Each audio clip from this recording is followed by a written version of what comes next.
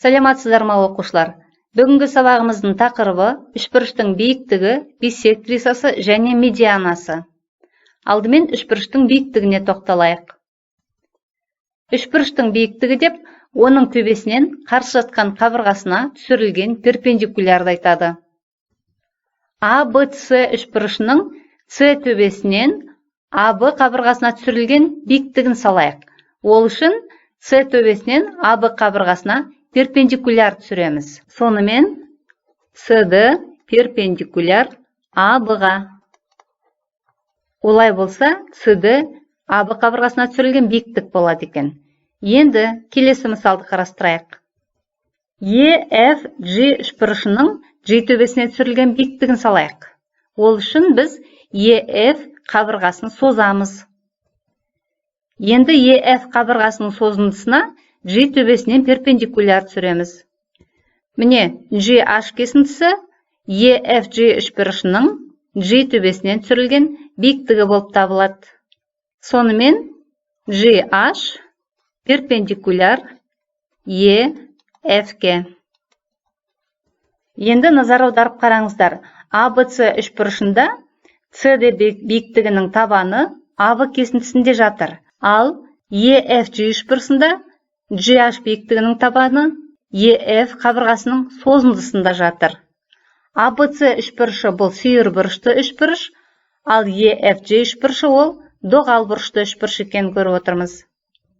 Енді үшбұрыштың биссектрисасына тоқталайық.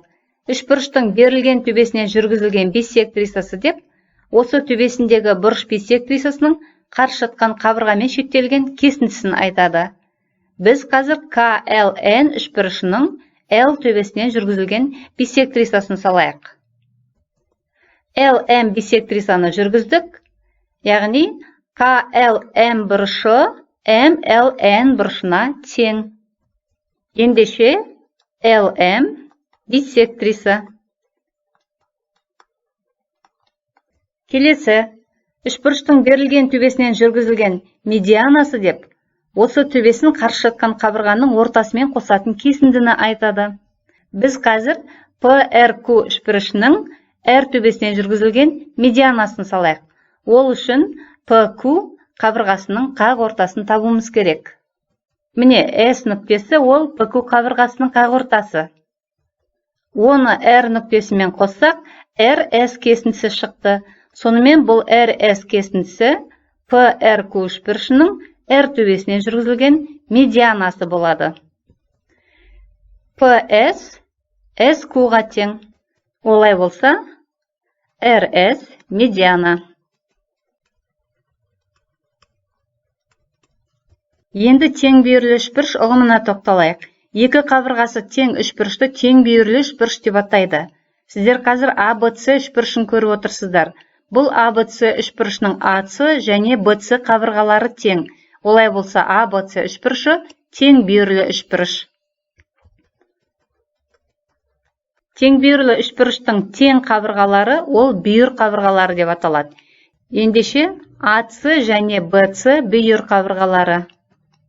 Ал үшінші AB қабырғасы бұл тең бүйірлі үшбұрыштың табаны деп аталады.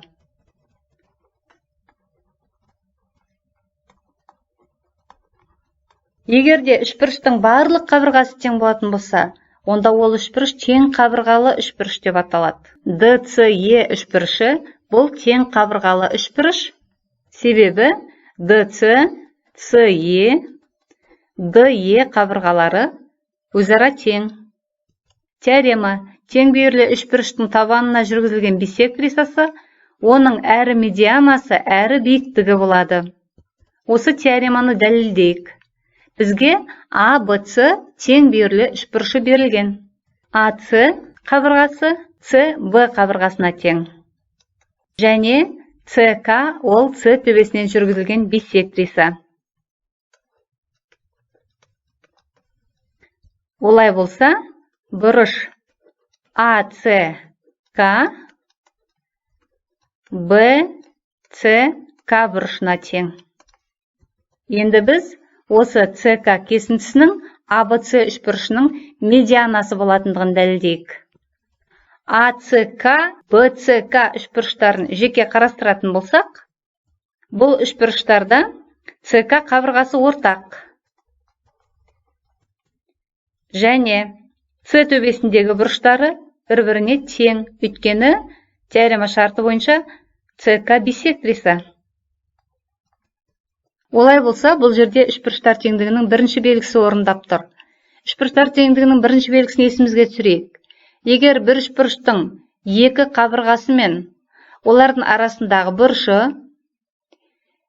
екінші үшбұрыштың сәйкес екі қабырғасы мен олардың арасындағы бұрышына тең болса, онда бұл үшбұрыштар тең болады. Ендеше АЦК үшбұрышы БЦК үшбұрышына тең. Ал егер үшбұрыштар тең болса, онда олардың барлық сәйкес қабырғалары мен сәйкес бұрыштары тең болады. Олай болса, АЦК үшбұрышының АК қабырғасы БЦК үшбұрышының БК қабырғасына тең.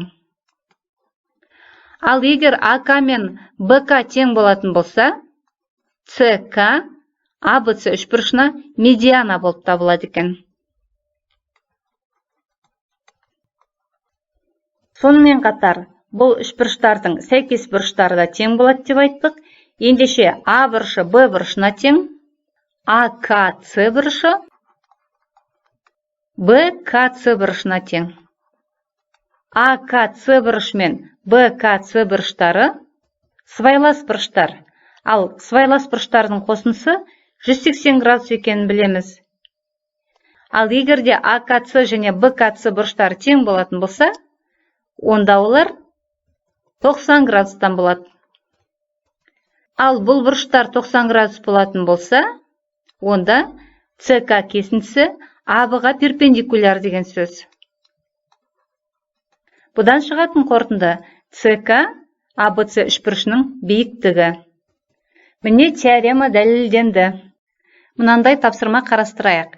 Тең бүйірлі үшбұрыштың периметрі 37 сантиметрге тең, ал табан қабырғасы 15 сантиметрге тең.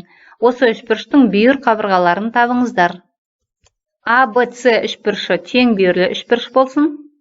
Оның АЦ және БЦ қабырғалары тең. Яғни бұл бүйір қабырғалары. Және үшбұрыштың периметрі 37 сантиметрге тең. Ал АБ қабырғасы бұл үшбұрыштың табаны 15 сантиметрге тең. Бізге АЦ, БЦ бүйір қабырғаларын табу керек. Біз үшбұрыштың периметрі оның үш қабырғасының қосындысына тең екендігін білеміз. АЦ қосылған БЦ қосылған АБ-ға. АЦ мен БЦ өзара тең болғандықтан, бұны біз 2 АЦ қосылған АБ деп жазуымызға болады. Бұл 37 сантиметрге тең. Ал АБ-ның ұзындығы 15 сантиметр болса,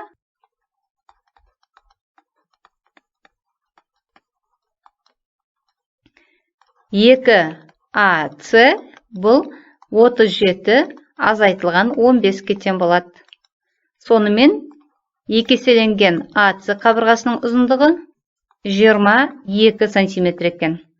Бұдан шығатыны АЦ қабырғасы 22 бөлінген 2-ге, яғни 11 сантиметрге тең. Ендеше БЦ қабырғасы да 11 сантиметрге тең. Сонда есептің жауабы 11 сантиметр. Сонымен оқушылар, біз бүгінгі сабағымызда үшбұрыштың биіктігі, медианасы, бисектрисасы ұғымымен таныстық және тең бүйірлі үшбұрыш ұғымымен таныстық. Енді өздеріңіз үйден осы есепті шығарып, бүгінгі өтілген сабақты пысықтаңыздар. Сабағымыз аяқталды. Сау болыңыздар.